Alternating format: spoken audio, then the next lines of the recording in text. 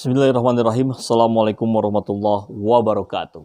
Salam kedaulatan rakyat. Muhammad Guntur Romli di Wikipedia tercatat sebagai bagian dari sebuah kelompok sesat yang didirikan oleh Lutfi Ulil Absar Abdallah dan Nong Darul Mahmadah. Kelompok itu bernama JIL, Jaringan Islam Liberal. Jadi sangatlah wajar bila manusia yang satu ini tercatat sebagai salah satu tokoh yang sudah cukup sering menuai kontroversi, terutama di kalangan umat Islam. Dari Babe News meneruskan dari Makassar terkini edisi 24 Maret, kita dapat kabar di mana Guntur kembali bikin geger dengan menyampaikan sebuah pernyataan yang kontroversial. Hal ini sebagaimana yang dilansir dari channel YouTube Cokro TV pada hari Kamis 24 Maret dengan judul Putri Nabi Muhammad ada yang nikah beda agama. Dalam video tersebut, Guntur menyebutkan bahwa salah satu putri dari Nabi Muhammad SAW ada yang menjalani pernikahan beda agama. Apakah sahabat semua tahu siapakah dia? Ya, benar. Dia adalah Sayyidah Zainab bin Muhammad radhiyallahu anha.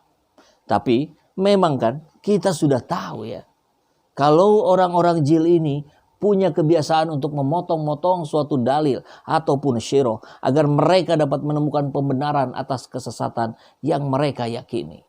Jadi ya, kisah yang diungkap oleh Guntur Romli dalam berita ini juga sama. Banyak yang dipotongnya. Guntur Romli menegaskan dalam video tersebut bahwasannya Zainab pernah menjalin pernikahan dengan laki-laki dari kalangan kaum musyrik yang bernama Abul As bin Rabi. Dan pernikahan berbeda agama ini merupakan sebuah pengalaman yang buruk dan menyakitkan bagi Rasulullah. Pernah suatu waktu Abdul As ditawari wanita tercantik oleh kaum Quraisy agar dirinya bersedia menceraikan Sayyidah Zainab. Akan tetapi karena rasa cinta Abdul As pada putri Rasulullah tersebut, Abdul As menolak untuk menceraikan Zainab. Nah, selain dengan kisah yang tidak diceritakan bagian awalnya seperti apa, kengacauan lain dari kisah yang disampaikan Guntur dalam kabar ini adalah saat dia menyimpulkan akhirnya mereka berdua hidup dalam beda keyakinan dan beda posisi politik keluarga. Aduh, sebagian kisah yang diungkapkan oleh Guntur tentang Zainab memang ada betulnya. Tapi daripada saya harus debat kusir sama Guntur, lebih baik saya sampaikan sekilas tentang kisah cinta Zainab dan Abdul As ini berdasarkan berbagai sumber yang sudah bertebaran hari ini. Loh, dan termasuk dari internet. Loh, kok dari internet? Kenapa nggak langsung dari Kitab Kuning saja? Ya, karena saya yakin sekali kalau Guntur lebih akrab dengan Google dibandingkan Kitab Kuning. Atau jangan-jangan sekedar baca dari penelusuran Google saja. Dia juga nggak pernah. Seperti yang sahabat ketahui bersama, Nabi Muhammad memiliki 7 orang anak, di mana ketiga anak lelaki Nabi Muhammad meninggal saat masih kecil-kecil. Sehingga dari keempat anak Rasulullah yang sempat menikah, semuanya adalah anak perempuan. Dari sebaris kalimat pendek ini juga, kita bisa langsung mendapatkan hikmah yang besar. Di mana kepercayaan bahwa nasab keturunan sebuah keluarga itu berasal dari laki-laki dan terputus bila hanya memiliki anak perempuan saja adalah bagian dari kebudayaan semata.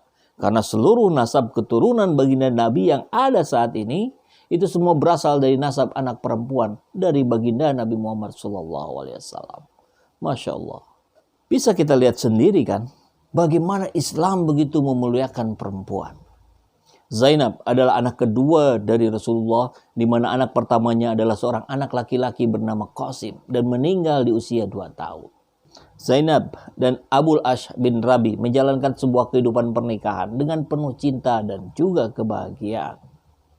Tapi yang harus jadi catatan, perkawinan antara Zainab dan Abdul As itu berlangsung sebelum turun wahyu kepada Nabi Muhammad SAW. Sehingga saat itu belum ada aturan yang menjelaskan tentang larangan nikah beda agama. Ketika Islam datang, Zainab pun tanpa ragu langsung beriman. Akan tetapi suaminya, Abul As bin Rabi enggan untuk meninggalkan agama kepercayaan nenek moyangnya. Walau demikian, ia tetap mencintai istrinya, Zainab binti Muhammad SAW. Ketika pertentangan antara Rasulullah dan kaum kafir Quraisy semakin meningkat, kaum kafir Quraisy menawarkan seorang perempuan kepada Abul As agar dia bersedia menceraikan Zainab dan mengembalikannya kepada Nabi. Namun Abul As menolaknya karena dia sangat mencintai istrinya dan tak mau menceraikan Zainab. Di lain sisi, dua putri Rasul yang lain yaitu Ruqayyah dan Ummu Kulsum telah dicerai oleh suami mereka masing-masing. Hal ini tentu saja menyebabkan Rasulullah yang saat itu sedang bersitegang dengan kaum Quraisy merasa begitu gembira saat menerima kedua putrinya tersebut. Baginda pun akhirnya meminta kepada Abul As agar bersedia melakukan hal yang sama terhadap Zainab. Namun lagi-lagi Abul As menolak permintaan untuk menceraikan Zainab. Melihat ketulusan cinta yang dimiliki oleh Abul As dan Zainab, Baginda akhirnya tak kuasa untuk memaksakan keinginannya dan membiarkan Abul As melanjutkan kehidupan rumah tangga bersama putri sulungnya tersebut. Apalagi waktu itu, hukum Islam belum mengharamkan perkawinan antara seorang wanita mukminah dengan pria musyrik. Lalu, kapan aturan mengenai larangan pernikahan antara wanita muslimah dan lelaki musyrik itu berlaku? Yaitu tepat di saat turunnya Quran surat Al-Mumtahanah ayat 10.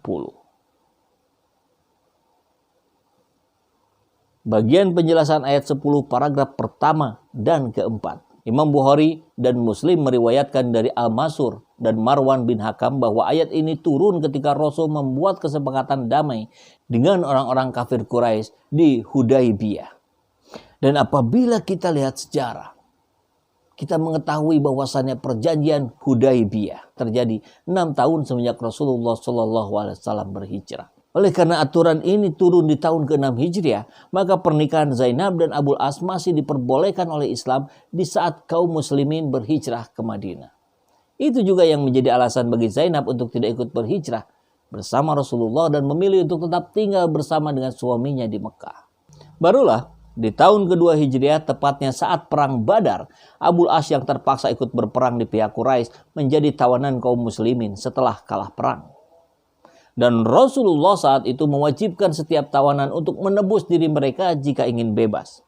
Beliau menetapkan besar uang tebusan antara 1.000 sampai 4.000 dirham sesuai dengan kedudukan dan kekayaan masing-masing tawanan. Zainab akhirnya mengirimkan utusan ke Madinah untuk menebus suaminya tersebut. Dalam uang tebusan yang ia kirim, terdapat juga sebuah kalung pemberian ibunya, Khadijah binti Khuwailid. Melihat kalung itu, wajah Rasulullah berubah sedih. Beliau kemudian menoleh kepada para sahabat seraya berkata, harta ini dikirim Zainab untuk menebus suaminya Abul As. Jika kalian setuju, kuharap bebaskan tawanan itu tanpa uang tebusan. Uang dan harta Zainab dikirimkan kembali kepadanya. Baik ya Rasulullah, jawab para sahabat. Lalu, untuk memisahkan Abul As dari Zainab, Rasulullah berbicara kepada Abul As kalau syarat pembebasan Abul As adalah dengan mengantarkan Zainab pindah ke Madinah. Maka setibanya di Mekah, Abul As langsung memenuhi janjinya kepada Rasulullah dengan memulangkan Zainab kepada Rasulullah SAW. Untuk sekian lama Abul As tinggal terpisah dari istrinya. Abul As tinggal di Mekah, sedangkan Zainab tinggal bersama Rasulullah di Madinah. Abul As yang masih menjalankan profesinya sebagai pedagang pasca berpisah dari Zainab, pada suatu hari dalam perjalanan pulang dari Syam ke Mekah, kafilahnya dicegat oleh pasukan patroli Rasulullah di dekat kota Madinah. Unta-unta dan barang muatan dirampas dan para pengiringnya ditawan. Mujur bagi Abul As, ia berhasil lolos dan melarikan diri. Menjelang malam ia memasuki kota Madinah dengan hati-hati. Dia kemudian mendatangi rumah Zainab untuk meminta perlindungan. Malam itu Zainab pun melindungi Abu As dari kejaran kaum muslimin. Tak lama kemudian Rasulullah menemui Zainab dan berkata, hormatilah Abu As, tapi ketahuilah kamu tidak halal lagi baginya. Dan akhirnya Abu As pun kembali ditangkap oleh kaum muslimin yang kedua kalinya. Abu As kemudian berjanji pada Rasulullah bahwa dia akan masuk Islam.